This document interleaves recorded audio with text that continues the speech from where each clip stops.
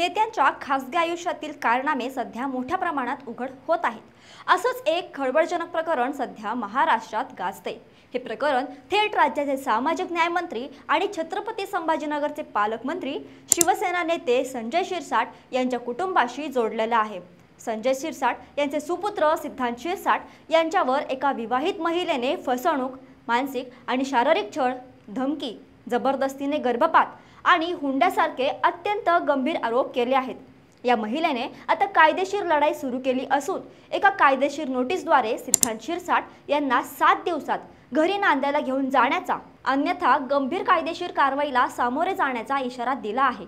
काय आहे हे संपूर्ण प्रकरण? सोशल मीडियावरून सुरू झालेली ओळख लग्नापर्यंत आणि नंतर छळापर्यंत कशी पोहोचली? आणि यात मंत्री संजय शिरसाट यांच्या नावाचा वापर आणि पोलिसांवर दबाव आणल्याचा आरोप कितपत खरा आहे? आज आपण या संपूर्ण प्रकरणाच्या मुळाशी जाणार आहोत। नमस्कार, मी मृदुला आणि तुम्ही पाहताय थोडक्यात। पीडित महिला आणि सिद्धांत शिरसाट यांची ओळख 2018 मध्ये सोशल मीडियाच्या माध्यमातून झाली। सुरुवातीला मैत्री, मग भेटीगाठी। भेटीचं ठिकाण ठरलं मुंबईतील चेंबूरमधला एक फ्लॅट। याच फ्लॅटवर मैत्रीचं रूपांतर प्रेमात आणि नंतर शारीरिक संबंधांमध्ये झाल्याचा दावा या महिलेने केला आहे। पण इथे एक मोठा ट्विस्ट आहे। ही महिला आधीच विवाहित होती। महिलेच्या दाव्यानुसार शारीरिक संबंध आल्यानंतर सिद्धांत शिरसाट यांनी तिच्याकडे लग्नासाठी तगादा लावला। तिने विवाहित असल्याचं सांगताच सिद्धांत यांनी भावनिक ब्लॅकमेलिंगचा मार्ग वापरला। तू माझ्याशी लग्न कर, नाहीतर मी आत्महत्या करेन, असा धोशा त्यांनी लावल्याचा आरोप आहे। एका बाजूला लग्नासाठीचा दबाव आणि आत्महत्येची धमकी, तर दुसऱ्या बाजूला आपलं सुरू असलेलं वैवाहिक आयुष्य। अशा कात्रीत सापडलेल्या या महिलेने अखेर सिद्धांत यांच्या भावनिक आव्हानावर विश्वास ठेवला। तिने आपल्या पहिल्या पतीकडून घटस्फोट घेतला आणि ती सिद्धांत यांच्यासोबत नव्या आयुष्याची स्वप्न पाहू लागली। 14 जानेवारी 2022 रोजी या दोघांनी बौद्ध पद्धतीने विवाह केल्याचा दावा महिलेने केला। आपल्याकडे या लग्नाचे पुरावेही असल्याचं ती सांगते। लग्नानंतर काही काळ ठीक गेला, पण या संबंधामधून तिला गर्भधारणा झाली आणि इथूनच प्रकरणाला गंभीर वळण लागलं। सिद्धांत यांनी आपल्याला जबरदस्तीने गर्भपात करायला लावला, असा हादरवून टाकणारा आरोप या महिलेने केला आहे। हा आरोप सिद्ध झाल्यास हे प्रकरण केवळ फसवणूक किंवा छळापुरतं मर्यादित राहणार नाही। लग्नानंतर आणि विशेषतः गर्भपातानंतर सिद्धांत यांच्या वागणुकीत मोठा बदल झाल्याचं महिलेचं म्हणणं आहे। सिद्धांत यांनी तिला छत्रपती संभाजीनगरला आपल्या घरी घेऊन जाण्यास स्पष्ट नकार दिला। तिला चेंबूरमधील त्याच फ्लॅटमध्ये राहण्यास सांगण्यात आलं। जेव्हा महिलेने घरी नेण्याचा आग्रह धरला किंवा जेव्हा सिद्धांत यांचे आधीचे विवाह संबंध आणि इतर महिलांसोबतच्या संबंधाबद्दल तिला माहिती मिळाली, तेव्हा सिद्धांत यांनी धमक्या देण्यास सुरुवात केली। तू जर पोलिसांकडे गेलीस तर मी आत्महत्या करेन आणि तुझं संपूर्ण कुटुंब उद्ध्वस्त करेन, अशा धमक्या तिला दिल्या गेल्या।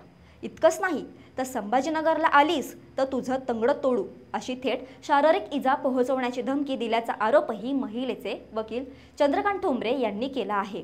या धमक्यांना न घाबरता संबंधित महिलेने 20 डिसेंबर 2024 रोजी मुंबईतील शाहूनगर पोलीस स्टेशनमध्ये तक्रार दाखल केली, पण इथे तिला सत्तेच्या ताकदीचा अनुभव आला। सिद्धांत यांचे वडील संजय शिरसाट हे राज्याचे कॅबिनेट मंत्री आणि एकनाथ शिंदे यांच्या जवळचे नेते असल्यामुळे पोलिसांनी या प्रकरणात कोणतीही कारवाई केली नाही, उलट प्रकरण दाबण्याचा प्रयत्न केला, असा गंभीर आरोप महिलेच्या वकिलांनी केला आहे। संजय शिरसाट पालकमंत्री झाल्यामुळे त्यांनी पोलिसांवर दबाव टाकून कारवाई होऊ दिली नाही, असं त्यांचं स्पष्ट म्हणणं आहे। या सगळ्या त्रासाला आणि कथित अन्यायाला वाचा फोडण्यासाठी आता या महिलेने ॲडव्होकेट चंद्रकांत ठोंबरे यांच्यामार्फत सिद्धांत शिरसाट यांना कायदेशीर नोटीस बजावली आहे।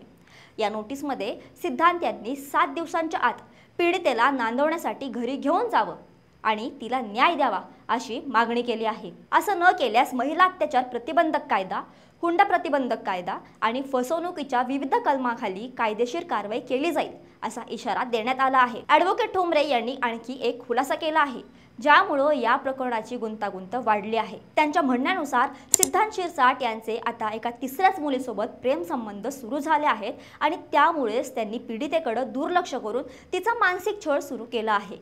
महिलेने असाही आरोप केला आहे की सिद्धांत यांनी फोन करून माझे वडील मंत्री होणार आहेत आणि ते मुख्यमंत्री एकनाथ शिंदे यांचे उजवे हात आहेत, त्यामुळे जास्त त्रास दिल्यास तुझ्या कुटुंबाला गुंडांकडून संपवून टाकू, अशी धमकी दिली। सत्तेचा आणि वडिलांच्या पदाचा गैरवापर करून धमकवण्याचा हा प्रकार अत्यंत गंभीर आहे। हे प्रकरण केवळ 2 व्यक्तींमधील संबंधापुरतं मर्यादित नाही, यात एका महिलेवर झालेल्या कथित अत्याचाराची कहाणी आहे। सत्तेचा दुरुपयोग आहे, पोलिसांच्या कार्यपद्धतीवर प्रश्नचिन्ह आहे आणि एका राजकीय नेत्याच्या प्रतिमेचा प्रश्न आहे। संजय शिरसाट हे शिंदे गटाचे एक महत्त्वाचे नेते आहेत। त्यांची ओळख एक आक्रमक नेते म्हणून आहे। अशा परिस्थितीत त्यांच्या मुलावर लागलेले हे आरोप त्यांच्यासाठी आणि पर्यायाने पक्षासाठीही अडचणीचे ठरू शकतात। सध्या तरी सिद्धांत शिरसाट किंवा संजय शिरसाट यांच्याकडून या आरोपांवर कोणतीही अधिकृत प्रतिक्रिया आलेली नाही। त्यामुळे ही केवळ एका बाजूची कहाणी आहे, पण महिलेने केलेले आरोप, दिलेली कायदेशीर नोटीस आणि पुरावे असल्याचा तिचा दावा पाहता हे प्रकरण इतक्या सहजासहजी मिटणार नाही हे निश्चित। येत्या काळात या प्रकरणात कायदेशीर आणि राजकीय पातळीवर अनेक घडामोडी घडण्याची शक्यता आहे। या प्रकरणात पीडितेला न्याय मिळणार का?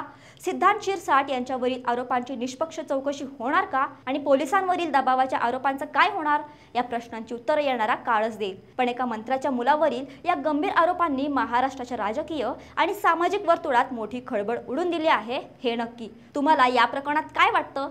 सिद्धांत शिरसाट यांनी खरंच असं काही प्रकार केला असेल का? तुमचं उत्तर आम्हाला कमेंटमध्ये नक्की सांगा आणि अशाच महत्त्वाच्या व्हिडिओसाठी थोडक्यातला फॉलो आणि सबस्क्राईब करायला विसरू नका।